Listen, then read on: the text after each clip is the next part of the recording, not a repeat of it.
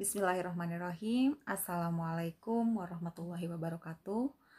Perkenalkan, nama saya Tiah Mutia. Kami dari kelompok 4 akan membahas belajar pada anak berkebutuhan khusus. Di sini saya akan melanjutkan pemaparan dari rekan saya yaitu Salma Lutfianur. Saya akan memaparkan tentang menuju pendidikan inklusif. Nah, sebelum kita ke tujuan menuju pendidikan inklusif, apa itu pendidikan inklusif? Pendidikan inklusif yaitu sistem layanan yang terbuka dengan mengakomodasi semua peserta didik yang membutuhkan pendidikan khusus atau peserta didik lainnya tanpa diskriminatif dengan cara belajar bersama. Dengan layanan pendidikan yang layak sesuai dengan potensi, kemampuan, kondisi, dan kebutuhan individu peserta didik. Pendidikan dilaksanakan tanpa membeda-bedakan latar belakang, kondisi sosial, ekonomi, suku, bahasa, serta perbedaan kondisi fisik maupun mental. Selanjutnya, menuju pendidikan inklusif. Menuju pendidikan inklusif, ada dua hal yang harus diperhatikan. Satu, inovasi. Yang kedua, iklim kebersamaan yang sehat. Nah, inovasi menuju PAUD inklusif. Satu, planning, perencanaan. Yang kedua, organizing atau pengorganisasian. Yang ketiga, actuating atau pelaksanaan. Yang keempat adalah controlling. Di sini saya akan memaparkan sedikit tentang inovasi menuju PAUD inklusif, yaitu harus melakukan evaluasi.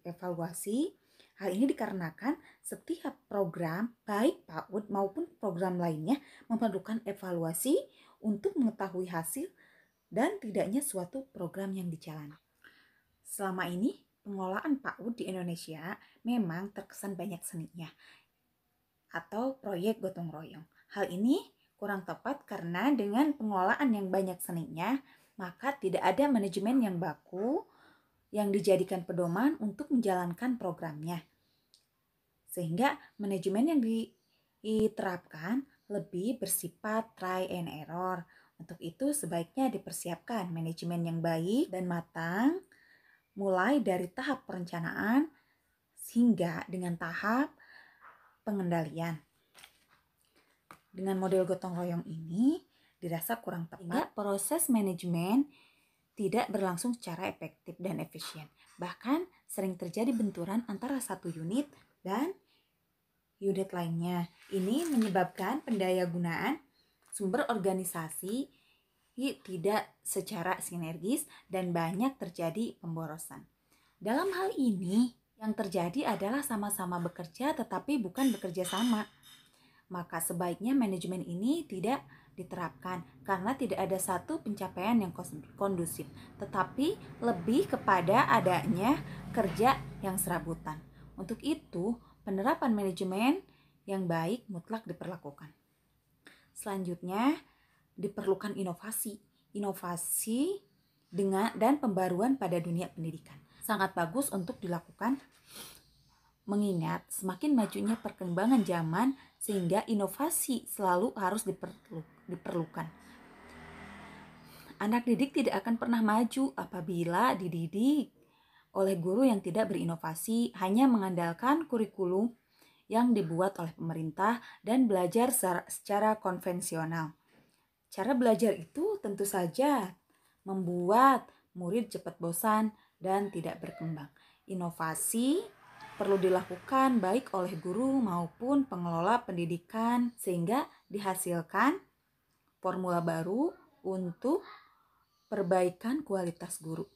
Seperti memberikan kesempatan kepada guru untuk kuliah atau belajar kembali, memberikan fasilitas pada sekolah seperti menyediakan komputer dan sebagainya.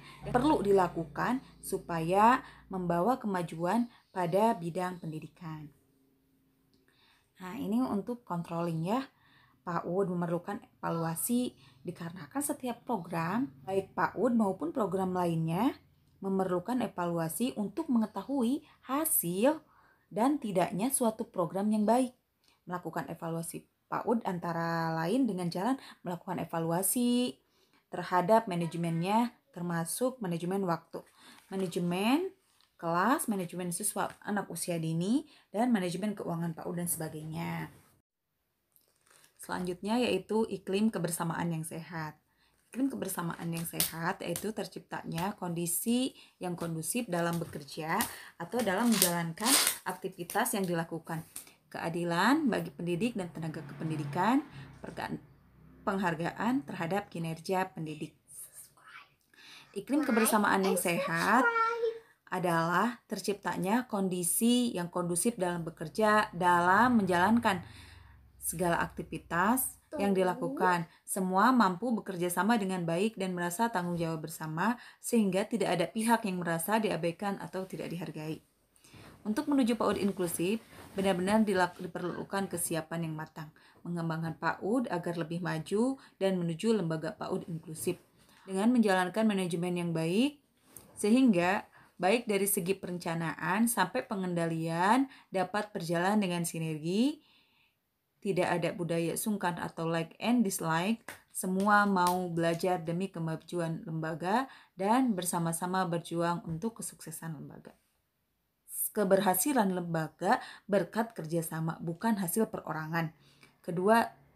Yang kedua adalah keadilan bagi pendidik dan tenaga kependidikan. Seorang yang merasa diperlakukan tidak adil akan turut kinerjanya karena tidak adil bisa muncul dalam berbagai peluang. Nah, selanjutnya penghargaan terhadap kinerja pendidik dan tenaga kependidikan. Ini perlu dilakukan, bukan hanya dengan materi atau imateri saja, tetapi perlu dilakukan dengan adanya pujian atau reward and punishment. Nah, selanjutnya hal-hal yang harus diperhatikan sekolah penyelenggaraan pendidikan inklusif. Satu diantaranya, sekolah harus menyediakan kondisi kelas yang hangat, ramah, menerima keanekaragaman, dan menghargai perbedaan. Selanjutnya, sekolah harus siap mengelola kelas yang heterogen dan menerapkan kurikulum dan pembelajaran yang bersifat individual. Selanjutnya, guru harus menerapkan pembelajaran yang interaktif. Guru dituntut melakukan kolaborasi dengan profesi atau sumber daya lainnya dengan perencanaan, pelaksanaan, dan evaluasi.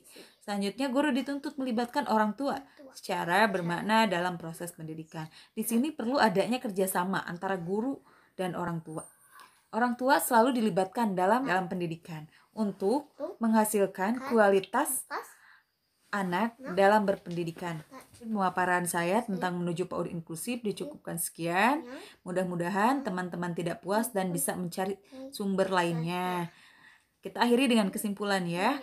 Kesimpulannya, tahun 1901 mulai diadakan pendidikan untuk anak berkebutuhan khusus. Dan pada tahun 2004, Indonesia mulai mendeklarasikan bahwa Indonesia menuju PAUD inklusif. Untuk menuju pendidikan inklusif, dibutuhkan inovasi iklim kebersamaan yang sehat. Nah, ini sumber rujukannya. Terima kasih teman-teman yang telah menyimak. Mohon maaf atas segala kekurangan dan kesalahannya. Wassalamualaikum warahmatullahi wabarakatuh.